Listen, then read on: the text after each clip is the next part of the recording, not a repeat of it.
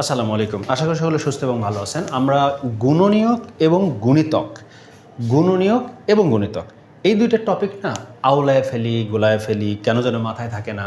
তো চিন্তা করলাম এই দুইটা স্পেসিফিক পয়েন্ট নিয়ে একটু কথা বলি। যারা ছোটো আছেন 7, 8, 9, 10-এ পড়েন, কলেজে পড়েন, অথবা যারা চাকরি পরীক্ষা দিয়েছেন, সবার এই জিনিসটাই সমস্যা থাকে। চলেন দেখি আসলে এটা আমি কিভাবে মনে রাখি আর আপনারা কিভাবে মনে রাখতে পারেন সেটা। আগে বুঝি গুণিতক। গুণিতক গুণিতক যদি বলি 9-এর গুণিতক, তাহলে 9-এর গুণিতক কারা?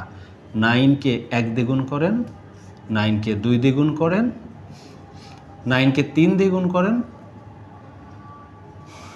এভাবে যদি গুণ করতে থাকেন অসংখ্য সংখ্যা পাবেন, অসীম। তাহলে একটা জিনিস আমরা এখান থেকে বুঝলাম যে গুণিতক বলতে বোঝায় একটা সংখ্যাকে পর্যায়ক্রমে স্বাভাবিক সংখ্যা 1, 2, 3 এভাবে সংখ্যা দিয়ে যদি গুণ করা হয়, যা গুণফল পাবো সেই জিনিসটাকে আমরা কি বলবো? গুণিতক। তার মানে এগুলোকে আমরা কি বলবো? গুণিতক। ভালো করে বুঝেন। তার মানে গুণিতক বলতে বোঝায় যেই সংখ্যার গুণিতক বের করবেন, যেই সংখ্যার গুণিতক বের করবেন তার থেকে বড় সংখ্যা, অর্থাৎ তার সাথে 1, 2, 3 এগুলো গুণ করে করে যেই সংখ্যাগুলো আপনি পাবেন সেই সংখ্যাগুলোকে আপনি কি বলবেন? গুণিতক। এখন এই গুণিতক বের করার পর আপনি একটু ভালো করে যদি লক্ষ্য করেন, গুণনীয়ক জিনিসটা কি?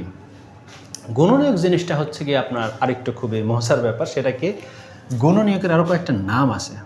গুণনীয়ক, তারপরে হচ্ছে উৎপাদক, তারপরে হচ্ছে ভাজক, তারপরে ফ্যাক্টর।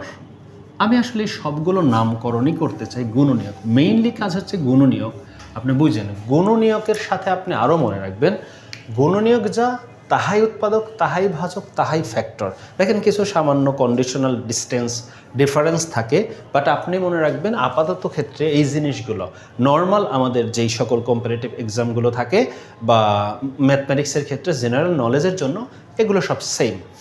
তাহলে গুণনীয়ক, উৎপাদক, ভাজক, ফ্যাক্টরিয়া কারা?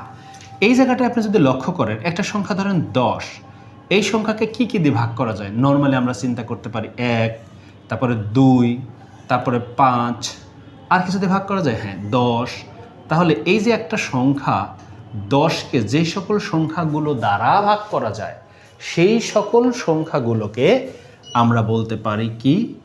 গুণনীয়ক বা উৎপাদক বা ভাজক বা ফ্যাক্টর। এখন ব্যাপারটা একটু খেয়াল করলে বুঝতে পারবেন যে কোনো একটা সংখ্যাকে ভেঙে যেই সকল সংখ্যা পাচ্ছি ওই সংখ্যাগুলোকে আপনি কি বলতে পারেন? গুণনীয়ক বা উৎপাদক। এই যে গুণনীয়ক আর উৎপাদকের যে ব্যাপারটা আমরা যদি একটু দেখি, এগুলো কিন্তু সসীম সংখ্যক হয়। অর্থাৎ একটা সংখ্যাকে ভেঙে যে সকল সংখ্যা আমরা পাবো সেই সকল সংখ্যাগুলোকে আমরা কি বলবো? গুণনীয়ক। আর গুণনীয়ক সসীম সংখ্যক সংখ্যা ধারণ করে, আর গুণিতক অসীম সংখ্যক সংখ্যা ধারণ করে। এখান থেকে একটা স্পষ্ট করে বলা যায়, গুণিতক মানে নির্দিষ্ট নয় অনির্দিষ্ট সংখ্যক সংখ্যার সেট, আর গুণনীয়ক মানে নির্দিষ্ট সংখ্যক সংখ্যার সেট।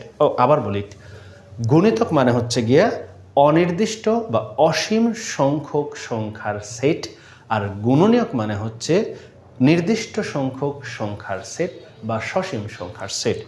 এই যে দুইটা জিনিস এটা মাথায় রাখতে হবে। তাহলে এখানে আমরা কীভাবে বলতে পারি যে গুণিতক মানে কি? গুণিতক মানে বোঝানো হয় একটা সংখ্যাকে একাধিক সংখ্যা দ্বারা গুণ করে করে করে করে যে গুণফল পাওয়া যায় সেই গুণফলগুলোকে আমরা গুণিতক বলতে পারি।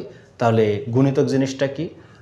অসংখ্য সংখ্যার সেটকে, অসীম সংখ্যক সংখ্যার সেটকে কি বলা হয়? গুণিতক। আর গুণনীয়ক তাহলে কি? গুণনীয়ক বলতে একটা সংখ্যাকে ভাঙাইলে যে সকল সংখ্যা পাওয়া যায় তাদেরকে আমরা কি বলতে পারি? গুণনীয়ক।